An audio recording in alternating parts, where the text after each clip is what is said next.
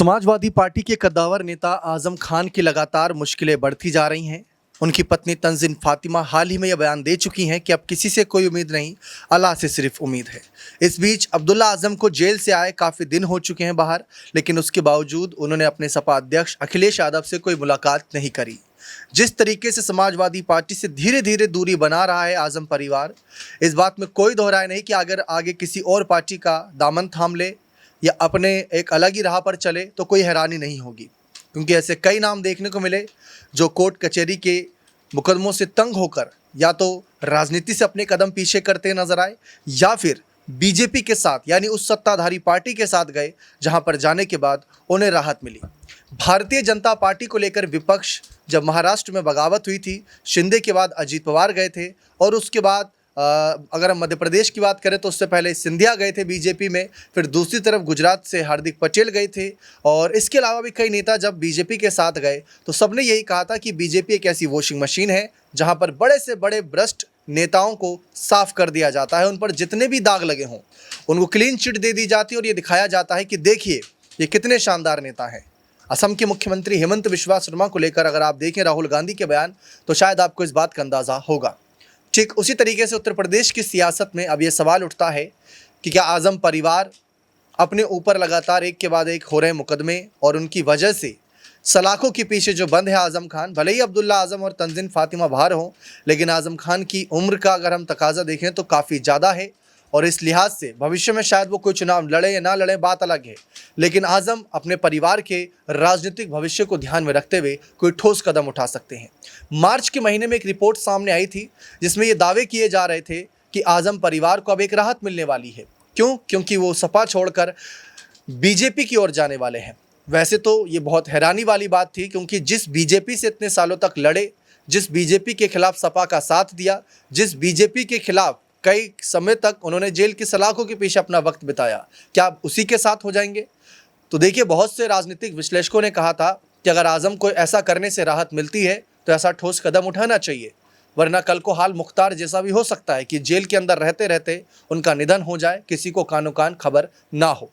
ठीक उसी तरीके से अब आजम को लेकर जितने भी सवाल हैं, तमाम सवालों के जवाब लेते हैं हमारे वरिष्ठ सहयोगी अमन सर हमारे साथ मौजूद हैं। सर, जो यहाँ पर एक कयास लगाए जा रहे हैं कि अगर आजम सपा छोड़कर बीजेपी की तरफ जाए या परिवार का कोई चेहरा बीजेपी की तरफ जाए तो उन्हें राहत मिल जाएगी, इसको आप किस नज़रिए से देखते हैं? देखिए, पहली बात तो ये है कि आजम खान उत्तर प्रदेश के और खासकर रामपुर क्षेत्र के सबसे बड़े नेताओं में से एक है और मुस्लिम चेहरा तो मेरे ख्याल में कि न सिर्फ सपा के बल्कि तमाम दलों के सबसे बड़े चेहरों में से एक हैं। इसीलिए हर कोई चाहता है कि किसी भी सूरत में आजम खान अगर उनकी तरफ आ जाएं तो कहानी उनके लिए बदलती हुई दिखाई पड़ेगी। लेकिन आजम खान का अगर पिछले तकरीबन 30 से 40 साल का हम इतिहास खंगालें तो वो सपा के साथ न सिर्फ मजबूती से खड़े रहे बल्कि मुलायम सिंह यादव के सबसे करीबी और विश्वास योग्य चेहरों में से एक रहे। लेकिन अब अखिलेश यादव के आने के बाद से आप देखिए कि लगातार आजम खान का जो कद है वो पार्टी के अंदर कम हुआ है और जब बीजेपी 2027-17 में अपनी सरकार बनाती है उसके बाद तमाम सारे इल्ज़ाम, तमाम सारे आरोप आजम खान के ऊपर लगते हैं और 2020 के बाद जब वो जेल जाते हैं तो अभी तक भी वो लगभग अपना ज़्यादातर वक्त जेल के अंदर काटते हुए नजर आते हैं। ऐसे में ये बात कही गई कि उनको जिस तरह से समर्थन मिलना चाहिए था अखिलेश यादव का, जिस तरह से जो है पूरी सपा का उनके लिए एक समर्थन निकल कर सामने आना चाहिए था, वैसा समर्थन निकल कर नहीं आया और यही वजह है कि आजम खान को लेकर समय समय पर ये बात कही भी गई। एक दफ़ा तो खुद सीएम योगी ने ये बात कही कि अखिलेश यादव भी नहीं चाहते कि आजम खान जेल से बाहर आए। तो आप समझ सकते हैं कि आजम खान को लेकर जिस तरह का तौर तरीका और जिस तरह का रवैया सपा ने और खासकर अखिलेश यादव ने दिखाया, उसको लेकर राजनीति के जो लोग हैं उन्होंने तमाम तरह की बातें जो है अपने तरीके से कहीं। लेकिन अब यहाँ पर एक दूसरा जो कह सकते हैं कि सवाल है वो निकल कर सामने आता है कि क्या आजम खान की जो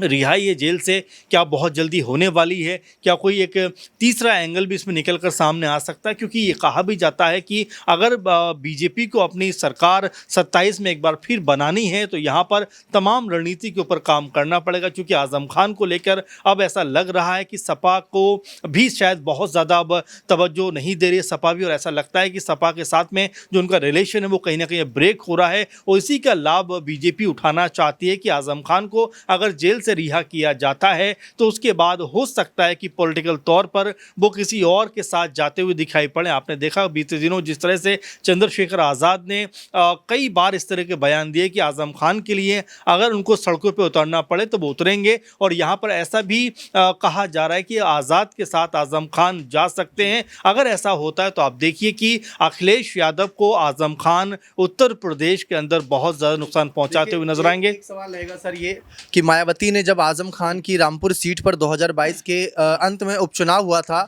आकाश सक्सेना जीत गए थे बीजेपी के, उस समय ही मायावती ने आरोप लगाया था कि अपने पिता की मैनपुरी सीट जहां से इनकी पत्नी चुनावी मैदान में थी उसको बचाने के लिए रामपुर सीट का सौदा किया था। और इसके साथ साथ एक मुस्लिम धर्मगुरु तोकीर रजा हैं जिन्होंने कहा था कि अगर आजम जब पहली बार जेल गए थे, अगर तभी सपा ने आंदोलन किया होता तो शायद योगी सरकार के कान खड़े हो जाते और अखिलेश की ये गलतियां थी जिसकी वजह से आज आजम देखिए बिल्कुल बिल्कुल दीपक, महत्वपूर्ण बात आपने कही है, क्योंकि यहाँ पर अगर ऐसा माहौल बनाया जाता, आप देखिए कि समाजवादी पार्टी ने एक बार भी पुरजोर तरीके से प्रयास नहीं किया कि आजम खान को लेकर कोई आंदोलन किया जाए, कोई लड़ाई लड़ी जाए और कहीं कोई ऐसा माहौल बनाया जाए ताकि आजम खान जेल से बाहर आए। आप देखिए अखिलेश यादव भी कोई बहुत ज़्यादा बयानबाजी इसको लेकर करते हुए नजर नहीं आए, और यही वजह थी कि आजम खान ने जेल से चिट्ठी एक लिखी थी जिसमें कहा गया था कि इंडिया गठबंधन, उन्होंने इशारों में कहा था कि इंडिया गठबंधन जो है वो मुस्लिम लीडरशिप को ख़त्म करना चाहती है, और यही वजह है आजम खान को लेकर कहा जा रहा है कि हो सकता है यहाँ पर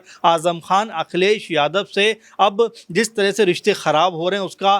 एक तरीके से उनसे हिसाब किताब लेते हुए दिखाई पड़े या उनके खिलाफ जाते हुए नजर आए। और यहाँ पर यह कहा जा रहा है कि चुनाव से पहले, यानी कि 27 में चुनाव है, हो सकता है कि 25 के लास्ट में या 26 तक आजम खान जेल से बाहर आ जाएं, और अगर जेल से बाहर वो आते हैं तो अपने बेटे समेत या पत्नी समेत वो आज़ाद समाज पार्टी में शामिल हो सकते हैं, और उस पार्टी में शामिल होकर कहीं ना कहीं सपा का खेल बिगाड़ते हुए दिखाई पड़ सकते हैं। क्योंकि ये बात किसी छुपी हुई नहीं है कि आजम खान के लिए जिस तरह का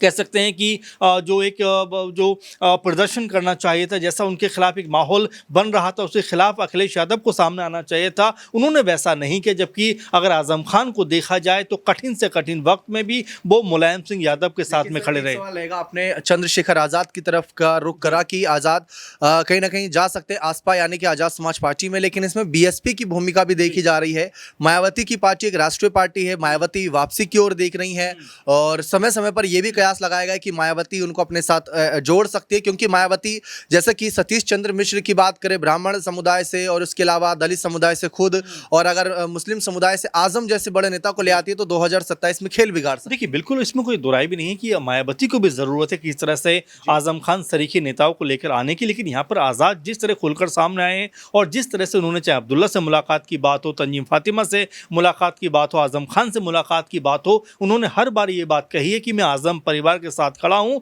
और तंजीम फातिमा भी क्या बात कहती हुई नजर आती है कि वो हमारे परिवार के जैसा है। तो इसका मतलब आप समझ सकते हैं कि आज़ाद का जो पकड़ है वो आजम परिवार के ऊपर किस तरह से है, और हो सकता है आने वाले दिनों में अगर आजम खान जेल से रिहा होते हैं जबकि उनके बेटे जेल से बाहर आ गए, लेकिन आप देखिए एक बार भी अखिलेश यादव के साथ में ना तो नजर आए हैं और ना अखिलेश यादव ने उनको लेकर कुछ कहा है। इसका मतलब साफ साफ है कि यहाँ दोनों की जो राहें हैं वो अलग हो सकती हैं, और यहाँ आजम खान आज़ाद के सहारे अब हो सकता है कि अखिलेश यादव को गहरी चोट पहुंचाते हुए दिखाई पड़े। यानी कि साफ है कि आजम खान भविष्य में सपा का साथ छोड़ सकते हैं। कुल मिलाकर चाहे बीजेपी में जाए, चाहे बीएसपी में जाए, चाहे एएसपी में जाए या कांग्रेस में जाए, वो उनकी अपनी इच्छा है, लेकिन ऐसी स्थिति बनी, इसके पीछे क्या सचमुच अखिलेश यादव जिम्मेदार हैं या कानूनी जो दावपेच हैं उसको हम जिम्मेदार ठहराएं? क्योंकि कानूनी नज़रिए से देखिए तो हम उस पर सवाल नहीं उठा रहे, और ये भी सवाल नहीं कि अगर बीजेपी के साथ गए तो पूरी ही राहत मिल जाएगी, कुछ ना कुछ फिर भी केसेस चलते रहेंगे।